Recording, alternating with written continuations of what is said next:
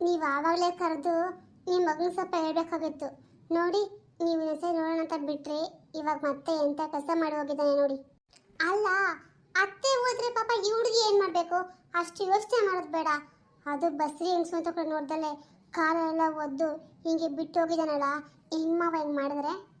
ಗೊತ್ತಮ್ಮ, ನಂಗೆ ಚೆನ್ನಾಗಿ ಗೊತ್ತು ಅವನು ಇಂಥವನೇ ಅಂತ. ನನಗೆ ಯಾವಾಗಲೂ ಗೊತ್ತು. ಅದಕ್ಕೆ ನಾನು ಆವತ್ತು ಹೇಳಿದ್ದು ಹೋಗ್ಬೇಡಮ್ಮ ಅಂತ.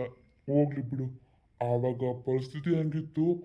ಓದ್ಲು ನೋಡಮ್ಮ, ಇನ್ನೊಂದ್ಸರಿ ಎಲ್ಲಿಗೂ ಹೋಗ್ಬೇಡ, ಇಲ್ಲೇ ಇರು ಆಯ್ತಾ?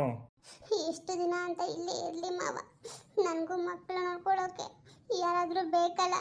ಎಷ್ಟು ಕೇಳ್ಕೊಂಡೆ ಗೊತ್ತ ಮಾವ, ಈ ಪರಿಸ್ಥಿತಿ ನನ್ನ ಬಿಟ್ಟು ಹೋಗ್ಬೇಡ್ರಿ, ನಂದೇನು ತಪ್ಪಿಲ್ಲ ಅಂತ ನನ್ನ ಮಾತು ಒಂದು ಕೇಳ್ದಲೆ ಹೊರಟೆ ಹೋಗ್ಬಿಟ್ರು. ಅಲ್ಲ ಕಣಜಯ್ಯ, ಇದೇನು ಬೇರೆ ಮೇಣ, ಇದು ನಿಮ್ಮ ಅಂತಾನೆ ಯಾಕಂಗಂತ್ಯ? ನೋಡು, ನಾನು ನಿಂಗೆ ಪದೇ ಪದೇ ಹೇಳೋಕ್ಕಾಗೋದಿಲ್ಲ, ನೀನು ಎಲ್ಲಿಗೂ ಹೋಗ್ಬೇಡಿಲ್ಲೇ ಇರ್ತೀಯ ಅಷ್ಟೇ. ಇವಾಗ ನಿನ್ನ ಮಾಮೂಲಿ ಮನುಷ್ಯರು ಅಲ್ಲ, ಹೊಟ್ಟೆಲಿ ಬೇರೆ ಒಂದು ಮಗು ಇದೆ, ಕೈಯಲ್ಲಿ ಇಬ್ಬರು ಮಕ್ಕಳಿದ್ದಾರೆ. ಇಂಥ ಪರಿಸ್ಥಿತಿನ ಎಲ್ಲಿ ಹೋಗ್ತೀಯಾ? ತಾಯಿ ಮನೆಗೆ ಹೋಗೋಕ್ಕೂ ಆಗೋದಿಲ್ಲ, ನನಗೆ ಅರ್ಥ ಆಗುತ್ತೆ. ಅದಕ್ಕೆ ನೀನು ಎಲ್ಲೂ ಹೋಗ್ಬೇಡ ಆಯ್ತಾ? ನೋಡಮ್ಮ, ನಿಮ್ಮ ಅಕ್ಕ ಹೇಳಿದ್ದೀನಿ ಕೇಳಿಸ್ತಲ್ಲ, ನೀನು ಎಲ್ಲೂ ಹೋಗ್ಬೇಕಾಗಿಲ್ಲ, ಇಲ್ಲೇ ಇರು ಆಯ್ತಾ? ನೀನು ಅನ್ಕೊಂಡಂಗೆ ಅವನು ಎಲ್ಲಿಗೂ ಹೋಗಲ್ಲಮ್ಮ, ಇಲ್ಲಿಗೆ ಬಂದೇ ಬರ್ತಾನೆ. ಅವನಿಗೆ ನಿನ್ನ ಬಿಟ್ಟಿರ್ತಾನೆ ಯಾರಿದ್ದಾರೆ ಹೇಳು? ಅವ್ರ ಅಮ್ಮನ ಸ್ವಲ್ಪ ಮೋಜು ಜಾಸ್ತಿ. ಮೋಜು ಅಂದರೆ ಅವಳು ಚಿಕ್ಕ ಹುಡುಗನಿಂದ ಹಂಗೆ ಬೆಳೆಸ್ಬಿಟ್ಟವಳೆ, ಅದಕ್ಕೆ ಹಂಗಾಡ್ತಾನ ಅವನು. ಇಬ್ಬರಿಗೂ ಕೂಡ ಯಾರು ಹಾಕ್ತಾರೆ ಹೇಳು? ಯಾರೂ ಹಾಕಲ್ಲ. ಹಾಕಿದ್ರೆ ನೀನು ಒಬ್ಳೆ ಹಾಕ್ಬೇಕು. ಹಂಗಾಗಿ ಒಂದೆರಡು ದಿನ ತಿರ್ಕೊಂಡು ಅಲ್ಲಿ ಇಲ್ಲಿ ಇರ್ತಾರೆ, ಆಮೇಲೆ ಬಂದೇ ಬರ್ತಾರೆ. ನನಗೇನೋ ಅನಿಸ್ತಿದೆ, ಅವಳಿಗೊಬ್ಬ ತಮ್ಮ ಇದ್ದಾನೆ ಮೈಸೂರಲ್ಲಿ. ಹೋದ್ರೆ ಯಾವಾಗಲೂ ಒಂದ್ಸರಿ ಅವನ ಮನೆಗೆ ಹೋಗ್ತಾ ಇದ್ಲು. ಈ ಸಾರಿನೂ ಏನಾದರೂ ಅಲ್ಲಿಗೆ ಹೋಗಿದ್ದಾಳ? ಇದ್ರೂ ಇರ್ಬೋದೇನೋ. ಹೌದು ಮಾವ, ಅಲ್ಲ ನಂಗೆ ಇಷ್ಟು ವರ್ಷ ಗೊತ್ತೇ ಇಲ್ವಲ್ಲ ಅವ್ರಿಗೊಬ್ಬ ತಮ್ಮ ಇದ್ದಾನಂತ. ಹ್ಞೂ ಅಮ್ಮ, ಆದರೆ ಅವನು ಇವಳು ಹಂಗಲ್ಲ, ದೊಡ್ಡ ಮನುಷ್ಯನು, ಚೆನ್ನಾಗವನೆ. ಅವನಿಗೆ ಸ್ವಲ್ಪ ಅಕ್ಕ ಅಂದರೆ ಆಸೆನೆ. ಅವನು ಕರ್ಕೊಂಡು ಹೋಗಿರ್ಬೋದೇನೋ ಅಂತ ನನಗೆ ಅನುಮಾನ ಐತೆ. ಹೋಗಿದ್ರೆ ಅಲ್ಲಿ, ಇನ್ನು ಬಿಟ್ಟರೆ ಇವಾಗವರೆಗೂ ಎಲ್ಲೂ ಹೋಗಿಲ್ಲ ಅವಳು. ನನಗೇನೋ ಹಂಗೆ ಅನಿಸ್ತೈತೆ. ಹಂಗಂದ್ರೆ ಮಾವ ಮೈದ್ನಿಂಗೆ ವಿಷಯ ಗೊತ್ತಾ? ಅವ್ರಿಗೊಬ್ಬ ಮಾವ ಇದ್ದಾನೆ ಅಂತ ಗೊತ್ತಿದ್ರೆ ಅಲ್ಲೇ ಹೋಗಿರ್ತಾರೇನೋ ನನ್ಗಂತ ಅನಿಸ್ತಿದೆ. ಏನೋ ಅಮ್ಮ, ನನಗದ್ರ ಬಗ್ಗೆ ಗೊತ್ತಿಲ್ಲ, ನೋಡಬೇಕು. ನೋಡಮ್ಮ ಜಯ, ನಾನು ಹಿಂಗೆ ಹೇಳಿ ಕೇಳಿಸ್ತಲ್ಲ, ನಡಿ ಇವಾಗ ಮೊದಲು ಮುಖ ತೊಳ್ಕೊಂಡು ಹೊಟ್ಟೆಗೆ ಸ್ವಲ್ಪ ಊಟ ತಿನ್ನಡಿ. ಬಂದಾಗಂದು ಹೇಳ್ತೀನಿ, ನೀನು ತಿಂತಾನೇ ಇಲ್ಲ. ಬೇಡ ಅಕ್ಕ, ನನಗೆ ಹಸಿವಿಲ್ಲ. ಅಥೋ ಎಷ್ಟು ಸರಿ ಹೇಳ್ಬೇಕಮ್ಮ ನಿಂಗೆ? ಪದೇ ಪದೇ ಬರುವಂತ ಮಾಡ್ತಾ ಇರ್ಬೇಕಾ? ನೋಡು, ನೀನು ಸಂಕೋಚ ಪಟ್ಕೊಳಕ್ಕೆ ಇದನ್ನು ಬೀಗ್ರ ಮನೆ ಅಲ್ಲ, ಇದು ನಿಂದೇ ಮನೆ ಆಯ್ತಾ? ಹಂಗೆಲ್ಲ ಏನಿಲ್ಲ, ಆರಾಮಾಗಿರುವಂತೆ ಹೋಗು. ಮೊದಲು ಆ ಮಕ್ಕಳು ಸ್ವಲ್ಪ ಊಟ ಏನಾದ್ರು ಹಾಕ್ಬಿಟ್ಟು ನೀನು ತಿನ್ನೋ ಹೋಗೆದ್ದು. ಮಾವ, ಮಕ್ಕಳು ಊಟ ಮಾಡಿದ್ರು, ಇವ್ರೊಬ್ರು ತಿನ್ಬೇಕಷ್ಟೇ. ಜಯ, ಎದ್ ನಡಿ. ನಿನಗಲ್ಲ ಅಂದ್ರೂ ನಿನ್ನ ಹೋಟೆಲ್ ಮಗು ಇದೆಯಲ್ಲ, ಆ ಮಗುಗಳು ಊಟ ಬೇಡವಾ? ಎದ್ ನಡಿ, ಇಲ್ಲೇ ಇರು, ನಾನು ಯಾಕೋ ಬರ್ತೀನಿ, ಇಲ್ಲೇ ತಿನ್ನುವಂತೆ. ಅಲ್ಲಮ್ಮ ಜಯ, ನಾನು ಹಿಂಗೆ ಅವತ್ತೊಂದು ಮಾತು ಹೇಳಿದ್ದೆ, ನಿಮ್ಮ ಅಪ್ಪನ ಕರ್ಸು ಅಂತ. ನೀನು ಕರ್ಸಿದ್ಯಾ? ಇವಾಗ ಫೋನ್ ಮಾಡಿ ಕರ್ಸು. ನಾನು ಎಪ್ಪತ್ತು ಸ್ವಲ್ಪ ಮಾತಾಡೋದೈತೆ, ಮಾತಾಡ್ಬಿಟ್ಟು ಒಂದು ತೀರ್ಮಾನ ತೊಗೊಂಡ್ಬಿಡ್ತೀನಿ. ಹಿಂಗೆ ಬಿಟ್ಟರೆ ಎಷ್ಟು ದಿನಕ್ಕೂ ಆಗಲ್ಲ. ನಾನು ಬುದ್ಧಿ ಕಲ್ತ್ಕೊತಾನೆ ಹೋಯ್ತಾ ನಾಳೆ ಅಂತ ಸುಮ್ಮನಿದ್ದೀನಿ. ಅವ್ನು ಕಲಿಯಂಗೆ ಕಾಣಿಸ್ತಾ ಇಲ್ಲ. ಅವನಿಗೆ ನಾನು ಅನ್ಕೊಂಡ್ರಂಗೆ ಮಾಡ್ರೆ ಬುದ್ಧಿ ಬರೋದು. ಆಯ್ತು ಮಾವ, ಕಳಿಸ್ತೀನಿ. ಆದರೆ ಇವಾಗ ಬಂದರೆ ನಮ್ಮಪ್ಪ ನಾನು ಈ ಪರಿಸ್ಥಿತಿ ನೋಡಿದ್ರೆ ಏನಂತಾರೆ ಏನು ಅಂತ ಭಯ ಆಗ್ತಿದೆ. ಗೊತ್ತಾಗ್ಲಿ ಬಿಡಮ್ಮ, ಅವ್ರಿಗೂ ನೀನು ಇಲ್ಲಿ ಎಷ್ಟು ಆರಾಮಾಗಿದ್ದೀಯಾ ಅಂತ ಗೊತ್ತಾಗ್ಲಿ. ಆವಾಗಲೇ ನಾನು ಮೊದಲಿಂದ ಹೇಳ್ತಾ ಇದ್ದೀನಿ, ಸೊ ಬುದ್ಧಿ ಕೊಸು ನಳೀನ್ಕೆ ಅಂತ. ಆದರೆ ನಿಮ್ಮ ಅಪ್ಪನ ಹಂಗೇವನೇ ಬಿಡು, ಸುಮ್ಮನೆ ಕಿವಿಗೆ ಹಾಕೋತಾನೆ, ಸುಮ್ಮನೆ ಆಗ್ಬಿಡ್ತಾನೆ. ಅದಕ್ಕೆ ಈ ಸಾರಿ ಕಳ್ಸೇ ಬಿಡು ಆಯ್ತಾ? ಸರಿ ಮಾವ.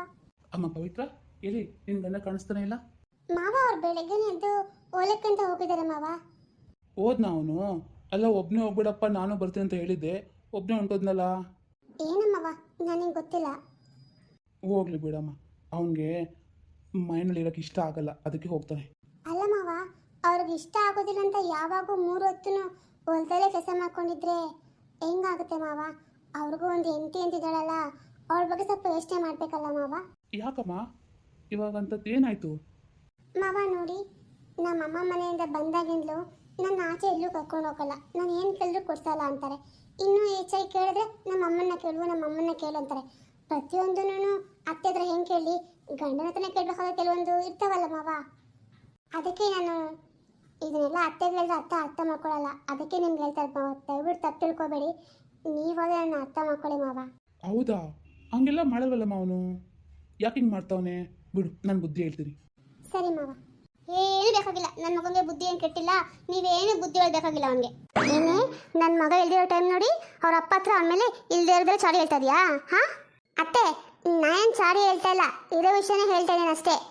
ಏನಿರೋ ವಿಷಯ ಹೇಳ್ತಾ ಇದ್ದೀನಿ? ನಿನ್ನ ಪ್ರಕಾರ ನನ್ನ ಮಗ ಕೆಲಸ ಕಾರ್ಯ ಎಲ್ಲ ಬಿಟ್ಟು ಮೂವತ್ತು ನೀನು ಸೆರ್ಗಿಟ್ಕೊಂಡು ತಿರುಗಾಡ್ತಾ ಇರಬೇಕಾ? ಹಾಂ, ಅವನು ಗಂಡು ಮಗ ಕಣೆ, ನಾನು ಬೆಳೆಸೋಂಥ ಗಂಡು ಮಗ. ಹಂಗೆಲ್ಲ ಇರೋಕ್ಕೆ ಅವನು ನಿಮ್ಮ ಅಪ್ಪ ಅಲ್ಲ. ನೋಡತ್ತೆ, ನೀವು ನನ್ನ ಅಪ್ಪನ ಬಗ್ಗೆ ಮಾತಾಡಬೇಡಿ, ಚೆನ್ನಾಗಿರಲ್ಲ ಆಮೇಲೆ. ಇವಳು ಮಾತ್ರ ಅವ್ರ ಅಪ್ಪ ಕರೆಕ್ಟಾಗಿರ್ಬೇಕು. ನನ್ನ ಮಗ ಇವ್ರು ಸೆರ್ಗಿಟ್ಕೊಂಡು ತಿರುಗಾಡ್ತಾ ಇರಬೇಕಾ ರೀ? ನೋಡಿದ್ರೆ ಅವನ್ನ ಹೆಂಗಿದೆ ಅಂತ. ಥೋ ಗಂಗಾ, ಸುಮ್ಮನಿರು. ಪಾಪ ಹುಡುಗಿ ಏನೋ ಹೇಳ್ಕೊಂತ ಅದಕ್ಕೆ ಅವಳ ಮೇಲೆ ಜಗ್ಲಕ್ಕಂತ ಹೋಗ್ತೀಯಾ? ಸುಮ್ಮನಿರು. ಹಾ ನೋಡ್ದ ಇವ್ರನ್ನ? ಏನೇ ನಿಮ್ಮ ಮಾವನ್ನು ನೀನು ಬೈಗೆ ಹಾಕೋಬಿಟ್ಟಾ? ಹೋಗ್ಲಿ ಬಿಡು, ನನ್ನ ಮಗ ಒಬ್ಬನೇ ಅನ್ಕೊಂಡೆ. ಇವಾಗ ನನ್ನ ಗಂಡನ ಹೇಳ್ದಂಗೆ ಕೇಳಬೇಕಾ? ಅತ್ತೆ, ನೆಟ್ಟಿಗೆ ಮಾತಾಡಿ. ಹೌದೌದು, ನಾನು ನೆಟ್ಟಿಗೆ ಮಾತಾಡ್ತೀನಿ, ನೀನು ಬಾಯಿಗೆ ಮಂದ ಮಾತಾಡ್ಕೊಂಡ್ರೆ ಕೇಳ್ಕೊಂಡಿರ್ಬೇಕಾ? ಮಾವ ನೋಡಿದ್ರ, ಅತ್ತೆ ಯಾವಾಗಲೂ ಹೀಗೆ. ನಾನು ಏದು ಮಾತಾಡೋಕ್ಕಂತ ಹೋಗಲಿ ಹೀಗೆ ಮಾತಾಡ್ತಾರೆ. ನಾನು ಯಾರ ಹತ್ರ ಹೇಳಬೇಕು ಹೇಳಿ? ನಮ್ಮ ಯಜಮಾನ್ರ ಬೇರೆ 30 ಆಚೆ ಕಡೆ ಇರ್ತಾರೆ, ನಾನು ಒಬ್ಬಳೇ ಇರಬೇಕು. ನಾನು ಏನು ಮಾಡಲಿ ಮಾವ? ಒಬ್ಬಳೇ ಹಾಕಿರ್ತೀಯ? ಮನೇಲಿ ಯಾರು ಮನುಷ್ಯ ಇಲ್ವಾ? ನನ್ನ ಮಗಳಿಲ್ವಾ? ನಾನಿಲ್ವಾ? ಎಲ್ಲ ಇದ್ದೀರಾ ಅತ್ತೆ, ಆದರೆ ನನ್ನ ಕಷ್ಟ ಯಾರು ಗೆಲ್ಕೊಬೇಕು? ನಿಮ್ಗೆ ಹೇಳ್ಕೊಂಡ್ರೆ ನೀವು ಬಾಯಿಗೆ ಮೊನ್ನೆ ಮಾತಾಡಿದ್ರ. ಇನ್ನು ನಿಮ್ಮ ಮಗಳು, ಅವಳಂತೂ ನನಗೆ ಸ್ವಲ್ಪ ಅತ್ತಿಗೆನೋ ಬೇನೆ ಕೊಡಲ್ಲ. ಓಹೋ, ಅಂದರೆ ನಿಮ್ಮ ಪ್ರಕಾರ ನಾವು ಯಾರು ಮನುಷ್ಯರೇ ಅಲ್ಲನಾ? ಹಾಂ ಇರಲಿ.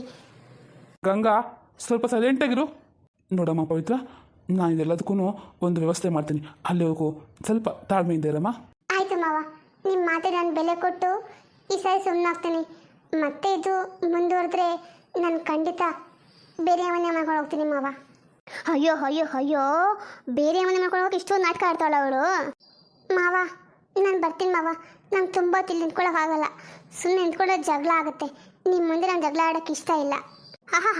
ಮಳ್ಳಿ ಮದುವೆ ಮಾಡ್ಕೊಂಡು ಬಂದಾಗ ಹೆಂಗಿದ್ಲು? ಮೆತ್ತಗೆ ಏನೂ ಗೊತ್ತಿಲ್ಲರೋ ಮಗು ಇದ್ದಂಗಿದ್ಲು. ಆದರೆ ಇವಾಗ ಚಿಗುರ್ಕೊಂಡ್ಬಿಟ್ಟವಳೆ. ಎಲ್ಲ ಒಬ್ಬನ ಟ್ರೈನಿಂಗ್ ಕೊಟ್ಟಿರ್ಬೇಕು ಅನ್ಸುತ್ತೆ. ಗಂಗಾ, ನೀನು ಆ ಹುಡುಗಿ ಹತ್ರ ಬಾಯಿಗೆ ಬಂದಾಗ ಮಾತಾಡೋದು ತಪ್ಪು ಕಣೆ. ಹಾಂ, ನಿನಗೆ ಶೋಭೆ ಅಲ್ಲ ಇದು. ಏನಾಗಿದೆ ನಿನಗೆ? ಹಾಂ, ಮೊದಲು ನಿಂಗೆ ಇರಲಿಲ್ಲ ಕಣೆ. ಯಾಕೋ ಇವಾಗ ಬರ್ತಾ ತುಂಬ ಬದಲಾಗ್ಬಿಟ್ಟಿದ್ಯಾ. ನನಗೂ ಯಾಕೋ ನಡವಳಿಕೆ ತುಂಬ ಇಷ್ಟ ಆಗ್ತಾ ಇಲ್ಲಪ್ಪ.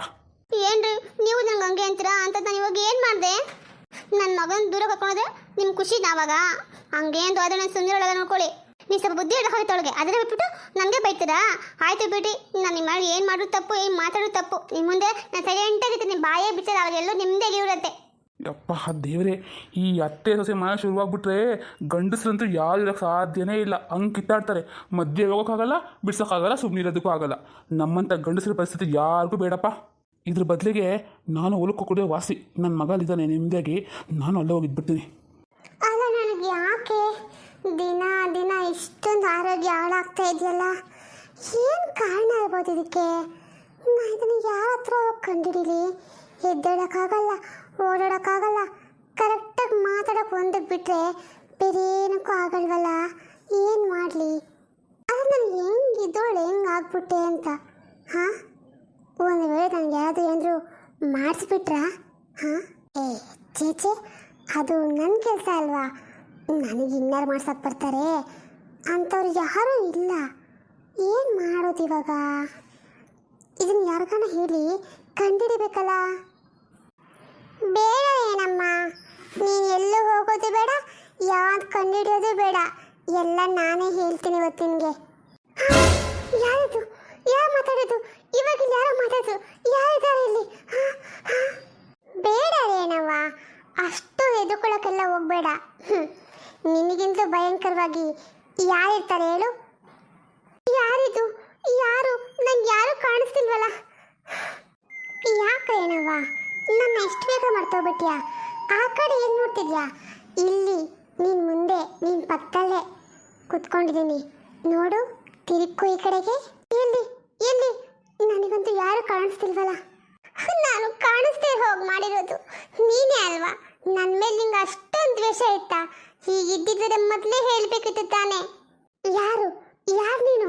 ಹಾಂ, ನಾನು ಯಾರು ಅಂತಾನು ಮರ್ತೋಗ್ಬಿಟ್ಟಿದೆ ನೀನು. ನಾನು ಗೌರಿ.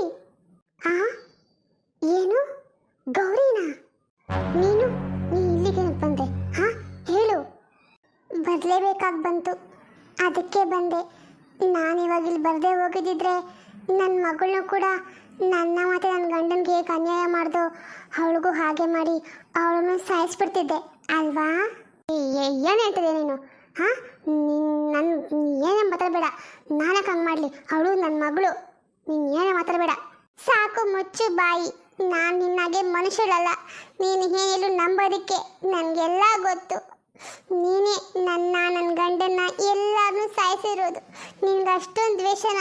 ಅಂಥದ್ದು ಏನೇ ಮಾಡಿದೆ ನಾನು ನಿನಗೆ? ಹಾಂ ನಾನು ಪ್ರೀತಿ ಮಾಡಿ ಹುಡುಗನ ಜೊತೆ ನಾನು ಹೊರಗೆ ಬರಬೇಕಾದ್ರೆ ಜೊತೆಗೆ ನಾನು ಬರ್ತೀನಿ ಅಂದೆ. ನಾನು ಅವಾಗ ಏನಾದರೂ ಮಾತಾಡಿದ್ಯಾ? ಹೋಗ್ಲಿ ಬಿಡು ಪಾಪ. ಇವಳಿಗೆ ಪಾಪ ಯಾರು ಈ ಥರ ನೋಡ್ಕೊಳ್ಳೋಕೆ ಹಿಂದೆ ಮುಂದೆ ಯಾರೂ ಇಲ್ಲ ಅಂತ ಜೊತೆ ಕರ್ಕೊಬಂದು ಇಟ್ಕೊಂಡಿದ್ದು ಅಲ್ದಲೆ ನಿನ್ನ ಮಕ್ಕಳನ್ನ ನನ್ನ ಮಕ್ಕಳು ಅಂತ ಎಷ್ಟು ಚೆನ್ನಾಗಿ ಸಾಕ್ತೆ. ಅವ್ರಿಗೇನು ಸೌಲಭ್ಯ ಬೇಕೋ ಎಲ್ಲ ಮಾಡಿಕೊಟ್ಟೆ. ಚೆನ್ನಾಗಿ ಓದಿಸ್ದೆ, ಒಳ್ಳೆ ಕೆಲಸ ಕೊಟ್ಟೆ. ಅವ್ರ ಪಾಡ್ಗೆ ಅವ್ರು ನೆಮ್ಮದಿಯಾಗಿದ್ದಾರೆ ಅಂತ ನನ್ನ ಮಕ್ಕಳನ್ನ ನೀನು ಈಗ ನೋಡ್ಕೊಳ್ಳೋದು? ಹಾಂ ನನ್ನ ಮಗಳನ್ನೇ ಸಾಯಿಸೋಕ್ಕಂತ ಹೊರಟಿದ್ದ? ಅಷ್ಟೊಂದು ದ್ವೇಷ ಇತ್ತ ನನ್ನ ಮೇಲೆ ನಿನಗೆ? ಹೇಳೇ ಮಾತಾಡೆ. ನೋಡು ಗೌರಿ, ನೀನು ತಪ್ಪು ತಿಳ್ಕೊಂಡಿದ್ಯಾ. ನಾನು ಅಂಥವಳಲ್ಲ. ನಾನು ನಿನ್ನ ಮಕ್ಕಳನ್ನ ನನ್ನ ಮಕ್ಕಳ ಥರ ನೋಡ್ಕೊತಾ ಇದ್ದೀನಿ. ಯಾಕೆ ನಿನಗದು ಗೊತ್ತಿಲ್ವಾ? ಹಾಗಿದ್ಮೇಲೆ ನನ್ನ ಗಂಡನ ಅಂದರೆ ಕೆಂಚನ್ನ ಯಾಕೆ ಸಾಯಿಸ್ದೆ ಹೇಳು? ಏನು ನಾನು ಸಾಯಿಸಿಲ್ಲ? ಇಲ್ಲ ಬೇಡ ಬೇಡವಾ, ನನ್ನ ಕೋಪಕ್ಕೆ ನೀನು ಗುರಿ ಆಗಬೇಡ. ಎಲ್ಲ ಸತ್ಯ ನನಗೆ ಗೊತ್ತಿದೆ. ಇವಾಗ ಒಪ್ಕೊಬಿಡು. ಹೌದು ನಿಜಾನೇ, ನಾನೇ ಸಾಯಿಸಿದ್ದು. ಯಾಕಂತ ಕೆಲಸ ಮಾಡಿದೆ ಅಂತ ಮೋಸ ನಾವೇನು ಮಾಡಿದೆ ನಿನಗೆ? ಮೋಸ ಅನ್ನೋ ಪದಕ್ಕೆ ಇನ್ನೊಂದು ಹೆಸರು ನೀನು. ಅಲ್ಲ ಕಣೆ, ನಾನು ನನ್ನ ಗಂಡ ನನ್ನ ಮಕ್ಕಳು ಎಷ್ಟು ಖುಷಿಯಾಗಿದ್ವಿ. ನಮ್ಮ ಸಂಸಾರದಲ್ಲಿ ಯಾಕೆ ಬಂದೆ ನೀನು? ಬಂದಿದ್ದು ಅಲ್ದಲೆ ನನ್ನ ಗಂಡನ್ನ ನನ್ನಿಂದ ದೂರ ಮಾಡಬೇಕು ಅಂತ ಅನ್ಕೊಂತೀಯಾ? ಹಾಂ ಇದೆಲ್ಲ ನೋಡಿಕೊಂಡು ನಾನು ಸುಮ್ಮನೆ ಇರಬೇಕಾ? ಅದಕ್ಕೆ ಆವತ್ತೇ ಯೋಚನೆ ಮಾಡಿದೆ ಇವಳಿಗೊಂದು ಗತಿ ಕಾಣಿಸ್ಬೇಕು ಅಂತ. ಆದರೆ ಸ್ವಲ್ಪ ದಿನ ಕಾದೆ. ಯಾಕೆಂದರೆ ನಿನ್ನ ಹತ್ರ ಮಸ್ತಾಗಿ ಆಸ್ತಿ ದುಡ್ಡು ಹಣ ಎಲ್ಲ ಇತ್ತು. ಅದನ್ನೆಲ್ಲ ಹೇಗಾದರೂ ಮಾಡಿ ನಂದಾಗಿಸ್ಕೋಬೇಕಾಗಿತ್ತು. ಅದಕ್ಕೆ ಸ್ವಲ್ಪ ದಿನ ಕಾದೆ. ಅದೆಲ್ಲ ಆಯಿತು. ಇನ್ನು ನಿನ್ನ ಅವಶ್ಯಕತೆ ಇಲ್ಲ ಅಂತ ಅನ್ನಿಸ್ತು. ಅದಕ್ಕೆ ನಿನಗೊಂದು ಗತಿ ಕಾಣಿಸ್ಬಿಟ್ಟೆ. ಆಮೇಲೆ ನೋಡ್ತೀನಿ ನನ್ನ ಗಂಡ ನನ್ನ ಜೊತೆ ಆರಾಮಾಗಿರ್ತಾನೆ, ಖುಷಿಯಾಗಿರ್ತಾನೆ ಅಂತ ಅಂದ್ಕೊಂಡ್ರೆ ಕುಂತರು ನಿಂತರು ಗೌರಿ ಗೌರಿ ಅಂತಿದ್ದಾನೆ. ಆಮೇಲೆ ನನಗೆ ಯಾಕೋ ಅದನ್ನು ಸಹಿಸ್ಕೊಳ್ಳೋಕ್ಕಾಗಿಲ್ಲ. ಅದಕ್ಕೆ ಅವನಿಗೊಂದು ಗತಿ ಕಾಣಿಸ್ಬಿಟ್ಟೆ. ಇಷ್ಟೊಂದು ದ್ವೇಷ ಇಟ್ಕೊಂಡಿದ್ದ ಅಲ್ಲ, ಆವಾಗಲೇ ಒಂದು ಮಾತು ಹೇಳಿದಿದ್ರೆ ನಾನು ದೂರ ಹೊರಟೋಗ್ಬಿಟ್ಟಿದ್ದಲ್ವಾ? ಅಷ್ಟೆಲ್ಲ ಮನಸ್ಸಲ್ಲಿ ಇಟ್ಕೊಂಡು ನನ್ನ ಜೀವನನೇ ಹಾಳು ಮಾಡಿಬಿಟ್ಟಲ್ಲೇ. ನೀನು ಮಾಡಿದ ಈ ದ್ರೋಹದಿಂದ ನನ್ನ ಸಂಸಾರಕ್ಕೆ ಎಷ್ಟು ತೊಂದರೆ ಆಗಿದೆ ಗೊತ್ತಾ? ಹಾಂ ಅಲ್ಲಿ ಪಾಪ ನನ್ನ ಅಕ್ಕನ ಮಕ್ಕಳೆಲ್ಲ ಎಷ್ಟು ಕಷ್ಟಪಟ್ಟರು ಗೊತ್ತಾ? ಇದೆಲ್ಲದಕ್ಕೂ ಕಾರಣ ನಾನೇ. ಹಾಂ ಆಗಬೇಕು. ಕಂಡೋರು ಗಂಡನ ಮೇಲೆ ಕಣ್ಣಾಕೋದಿನಂತ ಹೆಣ್ಗಳಿಗೆಲ್ಲ ಇದೇ ಥರ ಶಿಕ್ಷೆ ಆಗಬೇಕು. ಅದಕ್ಕೆ ನಾನು ಹೀಗೆ ಮಾಡಿದ್ದು. ಹೇ ಪಾಪಿ, ನೀನು ತಪ್ಪು ತಿಳ್ಕೊಂಡಿದ್ದೆ ಕಣೆ. ನಿನ್ನ ಗಂಡನ ಮೇಲೆ ನಾನು ಕಣ್ಣು ಹಾಕಿದ್ದಲ್ಲ. ನಾನು ಇಷ್ಟಪಟ್ಟು ಹುಡುಗನ ನೀನು ಮದುವೆ ಮಾಡ್ಕೊಂಡಿದ್ದು. ಮದುವೆ ಆಗೋಕ್ಕೂ ಮೊದಲೇ ನಾವಿಬ್ಬರು ಮದುವೆ ಆಗಬೇಕು ಅಂತ ಅಂದ್ಕೊಂಡಿದ್ವಿ. ಆದರೆ ನಮ್ಮ ಮನೆ ಬರಹ ಹಂಗಾಗಲಿಲ್ಲ. ಅದಕ್ಕೆ ನೀನು ನನ್ನ ಮೇಲೆ ಇಷ್ಟೊಂದು ದ್ವೇಷ ಕಾರ್ಬಿಟ್ಯಾ? ನೀನು ಸುಮ್ಮನೆ ಬಿಡಲ್ಲ ಕಣೆ, ಸುಮ್ಮನೆ ಬಿಡಲ್ಲ. ನಿನ್ನ ಕೈಯಲ್ಲಿ ಏನು ಮಾಡೋಕ್ಕಾಗತ್ತೆ? ಹಾಂ ನಿನಗೆ ನನ್ನ ಕಣ್ಣು ಮುಂದೆ ನಿಂತ್ಕೊಳ್ಳೋ ಶಕ್ತಿನೂ ಇಲ್ಲ, ಧೈರ್ಯನೂ ಇಲ್ಲ ಅಂತ ನೀನು ಏನೇ ಮಾತು ನನ್ನನ್ನು? ನನ್ನ ಕೈನಲ್ಲಿ ಒಂದು ದೊಡ್ಡ ಅಸ್ತ್ರ ಇದೆ. ಆ ಅಸ್ತ್ರ ಇರೋವರೆಗೂ ಯಾವುದೇ ಪೀಡೆ ದೆವ್ವ ಪಿಶಾಚಿ ನನ್ನ ಏನು ಮಾಡೋಕ್ಕಾಗಲ್ಲ. ಓ ಹೌದಾ? ನಿನ್ನ ಭ್ರಮೆಯಲ್ಲಿದ್ಯಾ? ನಿನ್ನ ಹತ್ರ ಯಾವ ಶಕ್ತಿನೂ ಇಲ್ಲ, ಯಾವ ಅಸ್ತ್ರನೂ ಇಲ್ಲ. ಇವಾಗ ನಾನು ಹೋಗ್ತೀನಿ. ನಿನಗೆ ಇನ್ನೂ ನಿನ್ನ ಪಾಪದ ಕೊಳ ತುಂಬಿಲ್ಲ. ಅದು ತುಂಬಿದ ಮೇಲೆ ನಿನಗೊಂದು ಗತಿ ಕಾಣಿಸ್ತೀನಿ. ಹಾಂ ಇನ್ನೊಂದು ವಿಷಯ, ನನ್ನ ಮಗಳ ತಂಟೆಗೆ ಏನಾದರೂ ಬಂದ್ಯೋ, ಇವಾಗ ಆಗಿದೆಯಲ್ಲ ಪರಿಸ್ಥಿತಿ, ಇದಕ್ಕಿಂತಲೂ ಹೆಚ್ಚಾಗಿ ಅನ್ಭವಿಸ್ತೀಯ. ಹುಷಾರಾಗಿರು. ನನ್ನ ಮಗಳು ಕಾಪಾಡೋಕ್ಕೆ ನಾನಿದ್ದೀನಿ ಕಣೆ. ಗೌರಿ ಗೌರಿ